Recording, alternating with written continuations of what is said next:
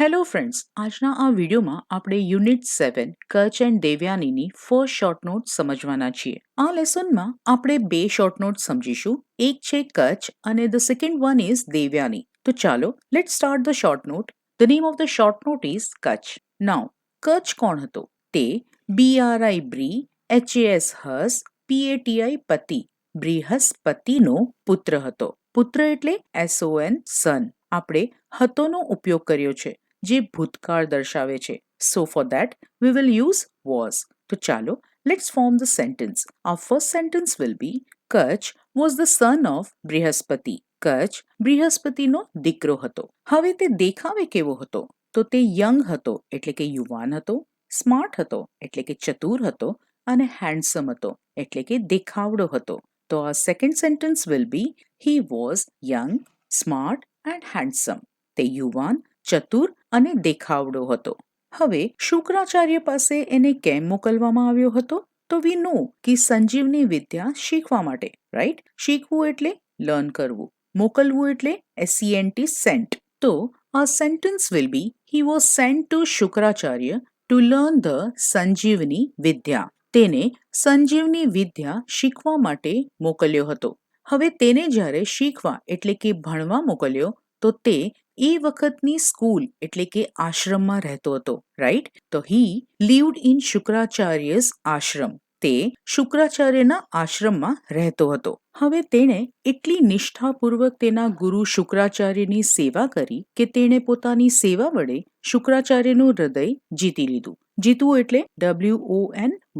તો આપણું સેન્ટેન્સ થશે he won Shukracharya's heart with his devotion. ત્યાં રહીને તેણે બધાનું દિલ જીતી લીધું. પણ જ્યારે અસુરોને કચ્છના ઈરાદા વિશે જાણ થઈ તો તેમને ખૂબ જ ગુસ્સો આવ્યો અને તેમણે તેને મારી નાખવાનું નક્કી કર્યું.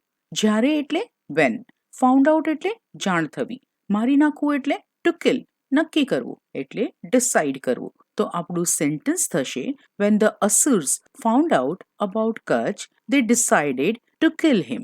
હવે દેવયાની જે શુક્રાચાર્યની દીકરી હતી તે કચ્છને પ્રેમ કરવા લાગી હતી.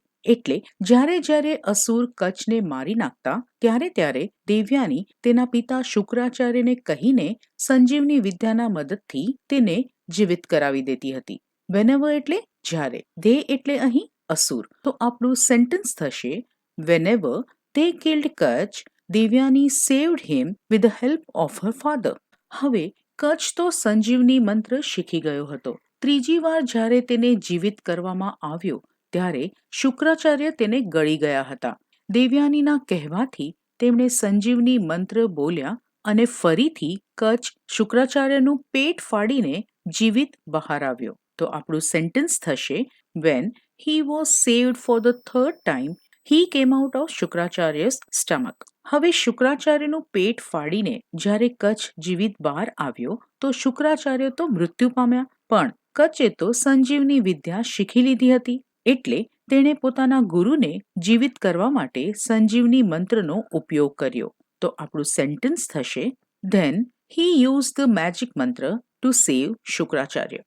હવે કચ્છ જે શીખવા આવ્યો હતો તે તો તેણે શીખી લીધું, પણ જ્યારે તે હવે પોતાના ઘરે જવાની પરવાનગી માંગવા આવે છે ત્યારે દેવયાની તેને પોતાની સાથે લગ્ન કરવા કહે છે. તો આપણું સેન્ટેન્સ થશે when he wanted to return home, Devyani proposed him. તો હવે કચ્છ શું કહે છે? Kutch refused to marry her. Kutch તેની સાથે લગ્ન કરવાની ના પાડે છે એવું કહીને કે તે તેને બહેન માને છે કારણ કે તેઓ બંને એક જ પિતામાંથી જન્મ્યા હતા. તો આપણું સેન્ટેન્સ થશે Kutch refused her saying that he loved her as a sister because both of them had come out of the same father. આગળ જોઈએ. અને તે તેની સાથે લગ્ન કરીને પાપમાં પડવા માંગતો નથી. commit a sin એટલે પાપ કરવું. He did not want to commit a sin by marrying her. તો છે ને એકદમ short and easy short note. તો ચાલો એકવાર ફરીથી શોર્ટ નોટને રિવાઇઝ કરી લઈએ. તમારે આ શોર્ટ નોટ એક સ્ટોરીની જેમ યાદ રાખવાની. કચ્છ બૃહસ્પતિનો પુત્ર હતો.